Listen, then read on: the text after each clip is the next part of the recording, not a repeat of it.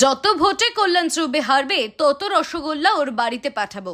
উপনির্বাচনের ফলাফল নিয়ে এবার কল্যাণকে কটাক্ষ কুণালের।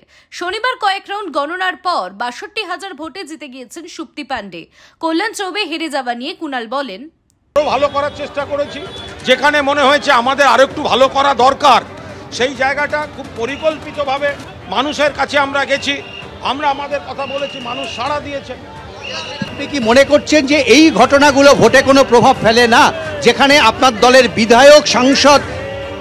ঘটনাটা খারাপ, পুরনো ভিডিও, কিন্তু ঘটনা খারাপ, কিন্তু মানুষ এটাও বোঝেন যে বাম জমানার তুলনায় আর বিজেপি রাজ্যগুলোর তুলনায় বাংলায় এই ধরনের ঘটনা ঘটে কম, এবং এটা জানাজানি হলে বা খবর নজরে চলে এলে পুলিশ প্রশাসন ব্যবস্থা নেয়। ফলে সেই জায়গায় দাঁড়িয়ে ঘটনা সামাজিক ঘটনা, অন্যায়, কিন্তু মানুষ দিনের শেষে তৃণমূলকেই ভোট দেন, কারণ তৃণমূল এগুলোর বিরুদ্ধে কড়া ব্যবস্থা নেয়। আপনারা দেখছেন ইউএন লাইভ, বাংলা খবরের শেষ কথা।